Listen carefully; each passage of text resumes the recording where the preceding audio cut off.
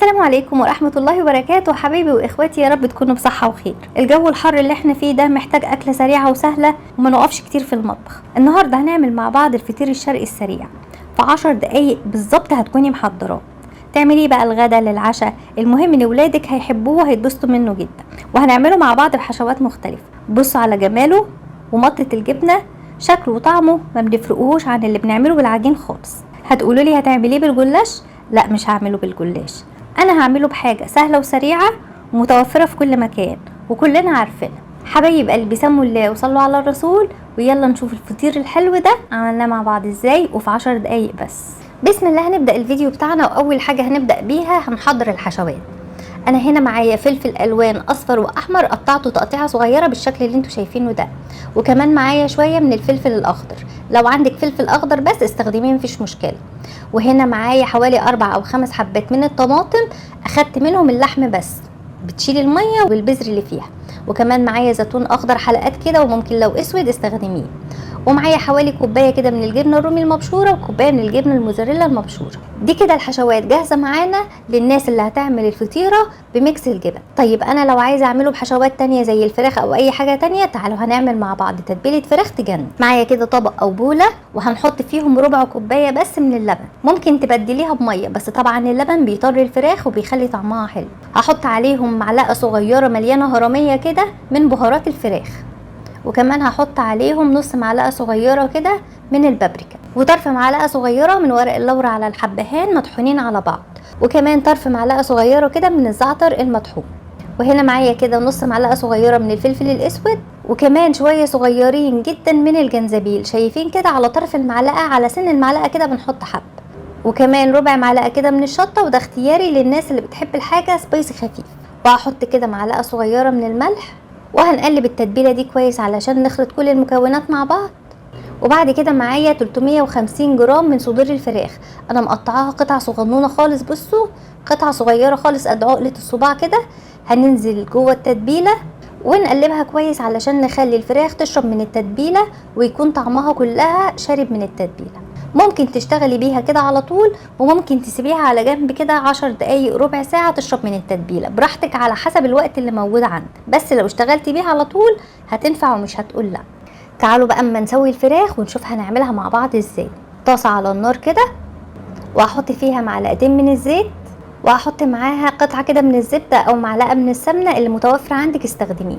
المهم ان انا هسيب الطاسة والزيت والسمنة يسخنوا كويس جدا، انا عايزاهم يكونوا سخنين خالص.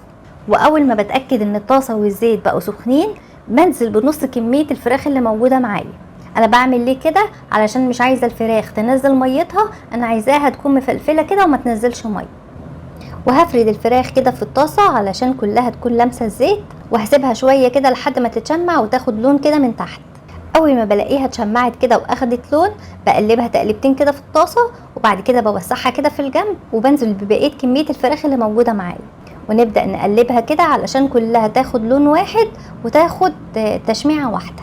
بفضل اقلب فيها كده كل شوية لحد الفراخ ما احس ان هي خلاص استوت. اهم حاجة تكون على نار عالية علشان الفراخ ما تنزلش ميتها، انا مش عايزة الفراخ تنزل مية. بصوا الفراخ كلها استوت وبقت بالشكل الجميل اللي انتوا شايفينه ده. في الوقت ده كده خلاص هحط لها معلقة كده من المستردة، وكمان معلقة كده من الكاتشب. وهقلب الفراخ تقلبتين كده مع المستردة والكاتشب لحد الفراخ ما تشربهم. بعد ما تشربهم كده خلاص واتاكد ان كل حاجه تمام، هضيف لها بصلايه واحده بس كده متقطعه شرايح رفيعه بالشكل اللي انتوا شايفينه ده. بصوا انا مقطعاها رفيعه خالص علشان انا مش عايزاها تاخد سوا كتير، انا عايزاها اول ما تنزل على النار تدبل وتبقى كويسه. اول ما بنزلها على النار تقلبتين 3 كده مع الفراخ، بلاقي البصل عشان انا مقطعاه شرايح رفيعه قوي، على فكره بقطعه بقطعه الشيبسي علشان يديني جوانح رفيعه كده. بصوا تقلبتين 3 بلاقيه دبل خلاص واستوى تقريبا. في النهايه كده بحط فص توم واحد بس مهروس ناعم، وبحطه في الاخر علشان ريحته تكون ظاهره وما تروحش. واقلب التوم كده لحد ريحته ما تظهر معايا. وكده تمام، حضرنا الحشوه بتاعه الفراخ. يلا بينا بقى ناخد الحشوات بتاعتنا ونعمل الفطير ونشوف هنعمله باسهل واسرع حاجه في الدنيا. هنعمله بايه يا جماعه؟ هنعمله بالعيش السوري. طبعا العيش السوري موجود في كل حته ومتوفر. الفطيره بتحتاج رغيفين، يعني كل فطيره هتعمليها بتحتاج رغيفين 2 بس. بنطبق رغيف العيش بالشكل اللي انتوا شايفينه ده، يعني بعمل له قاعده كده علشان لما احط عليه الحشو ما يتقطعش ويطلع منه. وهنا معايا نص كوبايه من السمنه، وحطيت عليها 3-4 معالق بس من الزيت، وبدهن كده الرغيف بالسمنه. وبعد كده بحط الرغيف التاني عكسه، يعني طبعا الصوره واضحه وباينه خالص اهي، بعملهم عكس بعض كده. وبعد كده بدهن الرغيف التاني. المهم ان انت كل ما تحطي طبقه لازم تدهنيها بالسمنه علشان يطلع معانا مورق زي اللي بنعجنه بالظبط. وبعد كده نبدا نحط الحشوات. هنعمل في الاول كده الفطيره بتاعت حشوات الجبنه.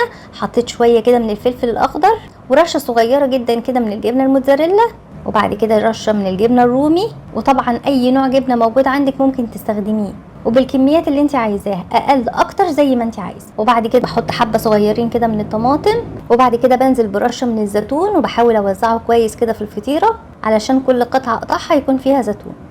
بعد كده حطيت رشه من الفلفل الالوان الاصفر الاول، وبعد كده رشه من الفلفل الاحمر، وبعد كده احط رشه كده من الجبنه الموتزاريلا على الوش، وشويه من الجبنه الرومي. وممكن تضيفي اي حاجه بتحبيها، سجق، بسطرمه، لانشون، لحمه مفرومه. المهم ان اي لحوم هتكونوا حاطينها لازم تكون لحوم مستويه، لان ما بياخدش حاجه في التسويه خالص. تعالوا بقى ما نقفل الفطيره بتاعتنا بمنتهى السهوله. هنعمل ايه؟ هنمسك جزء جزء كده ونبدا نطبقه على بعض. بصوا بالشكل اللي انتوا شايفينه ده كده. بمسك الطرف الاول ده كده وادهن سمنه، وبعد كده بقفل الطرف التاني زي الظرف بالظبط، واضغط عليها كده عشان نفرد الحشوه تحتها وادهن سمنه. المهم الخطوه الاساسيه ان انا كل ما اتني طرف من الاطراف ادهنها سمنه علشان تبقى مورقه زي الفطير كده اهو. بصوا برضو كده، وبدهن سمنه، وبرجع اتني اخر جزء كده وبرضو بدهن سمنه. بصوا بتبقى شكل الظرف كده. في اسهل ولا اسرع من كده؟ مفيش. دي بالظبط قد الفطيره المتوسطه اللي بتتباع عند محلات الفطاطري. يعني الفطيره دي بتعمل فطيره قد الفطيره المتوسطه. تعالوا هنعمل مع بعض واحده تانية. هنجيب الرغيف السوري كده ونتنيه بالشكل اللي انتوا شايفينه ده. اهم حاجه اعمل قاعده كده مربعه في النص علشان تشيل الحشوات وما تطلعش مني، لان انتوا عارفين الرغيف بيبقى خفيف جدا. وندهن سمنه، اهم حاجه ادهن سمنه كويس. وبعد كده ده الرغيف التاني متطبق نفس التطبيقه، وعملته بالعكس كده فوق الرغيف الاولاني. بصوا الرغيف بيعمل علامه زائد بالشكل ده كده، وبرده بدهنه كده دهنه كويسه بالسمنه. بعد كده احط رشه كده من الجبنه الموتزاريلا. المره دي هنعمل فطيره الفراخ. رشه كده من الفلفل الاخضر، رشه من الفلفل الالوان احمر واصفر، ونحط الزيتون برضو هنوزعه كده على الفطيره. ما تكتريش زيتون مع حشوه الفراخ. وبعد كده هنجيب الفراخ ونفردها فوق الحشوات اللي احنا حاطينها دي. وطبعا الحشوه كمياتها او توزيعها او تحطي ايه قبل ايه دي حاجه ترجع لك، مفيش مشكله خالص. والكميات برضو دي حاجه ترجع لك. انا هنا وزعت كده كميه الفراخ على الفطيره. المهم ان انا اوزعها في المربع اللي في النص ده كويس علشان لما اطبقها الفطيره كلها تكون مليانه بالحشو. شويه كده من الطماطم صغيرين، ورشه بسيطه من الفلفل بكل الواناته، ورشه كده من الجبنه الرومي خفيفه، ورشه كمان من الجبنه الموتزاريلا كده خفيفه. ونبدا نطبق الفطيره الخطيره بمنتهى السهوله.